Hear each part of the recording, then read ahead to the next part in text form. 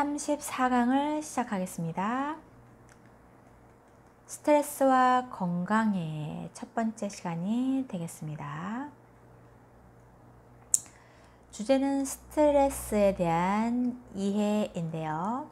스트레스의 개념과 스트레스의 유발 요인 등을 살펴보도록 하겠습니다. 먼저 개념을 보겠는데요. 스트레스는 인간이 심리적, 신체적으로 감당하기 어려운 상황에 처하게 되었을 때 느끼게 되는 불안과 위협의 감정을 말합니다. 스트레스의 어원은 스트링걸로 이는 팽팽하게 조인다 라는 뜻입니다. 스트레스는 인간의 삶의 모든 영역에 존재하는데요. 질병이나 사고 등의 부정적인 것에서부터 사랑에 빠지거나 원하던 것을 성취하는 것 등의 긍정적인 것까지 다양합니다. 스트레스는 인간이 적응해 나가야 할 어떤 변화를 의미하기도 합니다. 인생의 주요 사건들은 스트레스를 유발하는 원인이 될 수도 있습니다. 즉, 가족의 사망, 결혼, 이혼, 실직 등이 있지요. 그리고 사고하고 성가신 일들도 스트레스를 유발합니다. 즉, 친구와의 다툼 또는 교통체증 또는 줄서기 등이죠.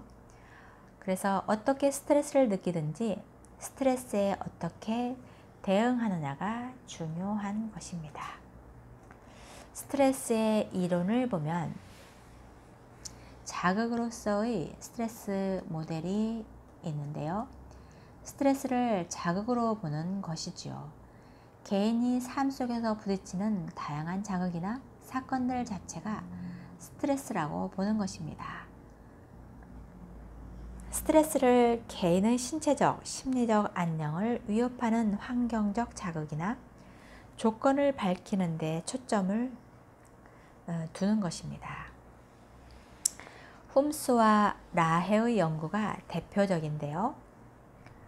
즉, 사회 재적응 평정 척도를 개발하였습니다. 스트레스 자극원은 전쟁, 테러, 질병, 지진, 홍수, 실직, 이혼, 사별 등의 중요한 생활사건과 교통체증, 지각, 다툼 등의 일상의 사소한 일들을 모두가 해당됩니다. 스트레스에 대해 객관적인 접근을 하고 있으나 동일한 자극에 대한 상이한 스트레스 체험에 대해서는 설명하지 못합니다. 두 번째, 반응으로서의 스트레스 모델을 보겠습니다. 스트레스를 반응으로 정의하는 것입니다. 스트레스를 외부의 자극에 대한 신체의 불특정 반응으로 보는 것인데요. 즉, 스트레스 상황에서 유기체가 경험하는 신체적 적응 반응과 스트레스와 신체적 질병과의 관계를 밝히는 데 초점을 두었습니다. 셀리에의 연구가 대표적입니다. 즉, 스트레스 자극에 대해 유기체가 반응하는 과정을 경고, 저항, 소진의 3단계로 설명하고 이를 일반 적응 증후군이라고 하였습니다. 그리고 세 번째, 개인과 환경의 상호작용으로서의 스트레스를 말하고 있는데요. 스트레스에 대한 개인의 해석과 평가를 강조하는 관점입니다. 이는 스트레스 자체보다 그 사건에 대한 개인의 해석과 스트레스에 대한 대처를 중요시 합니다. 그리고 스트레스 자체보다 스트레스 상황에 대한 개인의 주관적인 인지적 평가와 그에 대한 대처 양식에 따라 스트레스가 달라진다는 입장입니다. 라자루스와 포크만의 연구가 대표적이라 할 수 있겠습니다. 이제 스트레스 유발 요인에 대하여 살펴보겠습니다. 스트레스 유발 요인의 주요 생활 사건은 배우자 사망, 결혼 혹은 이혼, 실직, 전쟁, 테러 등이 있습니다. 홈스와 라헤의 사회 재적응 평정 척도를 보았는데요. 예를 들어 배우자 사망을 119점 이렇게 점수를 먹였죠. 그리고 이혼은 98점, 실직은 79점, 다치거나 질병을 걸렸을 때 70점, 임신했을 때 66점, 재정 상태의 변화에 56점, 근무 조건 변화 51점, 결혼 50점, 성생활의 문제 45점, 거주지의 변화 41점, 학교를 다니기 시작하거나 그만두었을 때 38점, 커다란 개인적 성취 37점, 학교에서의 변화 35점, 직장 상사와의 갈등 29점, 수면 습관의 변화 26점, 사소한 법률 위반 22점, 휴가 5점 등으로 나열을 했네요.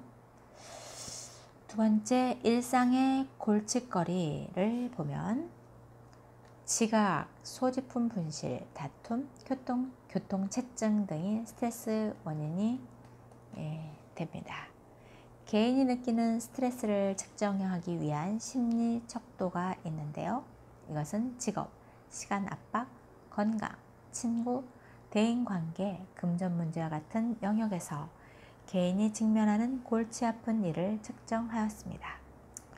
일상의 골칫거리가 많을수록 스트레스를 많이 느끼게 되는데 그에 따라 신체적 질병에 걸릴 가능성이 높아집니다. 또 적응 수준 이론이 있는데 사람들은 좋은 일을 경험하면 크게 기뻐하지만 곧 그에 적응하여 자신의 행운을 당연시하게 되면서 기쁨이 감소된다는 것입니다. 즉 복권 당첨자, 그리고 새 차를 구입하는 것, 집을 사는 것, 취업을 하게 된 것 등이 있겠죠. 오래 지속되는 기쁨은 대단한 일이 아니라 매일 일상에서 경험하는 사소한 일이 가져다 줄 수 있다는 것입니다. 세 번째, 좌절인데요. 좌절은 어떤 일이 자신의 뜻이나 기대대로 전개되지 않을 때 느끼는 감정입니다. 그리고 심리적 탈진이 있는데요. 심리적 탈진은 간호사, 교사, 종교인, 사회복지사, 상담가, 변호사, 경찰관, 기업체, 간부, 교사 등과 같은 강도 높은 대인관계 서비스에 종사하는 사람들에게서 많이 나타나는 현상입니다. 일반적으로 도움과 관심을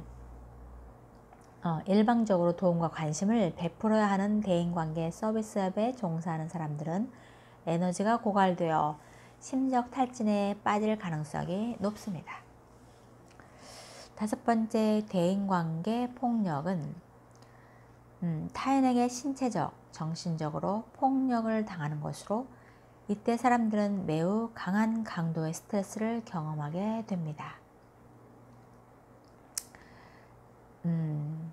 또한 집단 따돌림을 당한 학생 또는 강간 피해자, 전쟁이나 테러를 경험한 사람들이 여기 이 얘기 속하겠죠. 이들은 외상 수준의 스트레스 이에 외상 후 스트레스 장애를 경험할 수도 있습니다. 여섯 번째, 외상 후 스트레스 장애가 있는데요. 죽음 또는 죽음의 위협, 또 신체적 상해, 성폭력과 같은 외상 사건을 경험한 후 나타나는 다양한 부적응 증상입니다. 또 큰 충격적 사건을 경험한 사람은 그 사건을 잊지 못하고 계속 반복적으로 기억하며 고통받고 악몽에 시달리며 두려움과 불안에 사로잡히게 됩니다. 그 네 가지 특징의 이 증상들이 있는데요. 첫 번째, 외상 사건을 재경험하는 침투 증상이 나타납니다. 그리고 외상 사건과 관련된 기억이나 단서를 피하려는 회피 증상이 나오고요. 외상 사건에 대한 생각과 감정의 부정적 변화 치료가 있겠고요. 사소한 자극에 잘 놀라는 과민한 각성 반응이 나오겠습니다. 오늘 강의는 여기까지입니다. 감사합니다.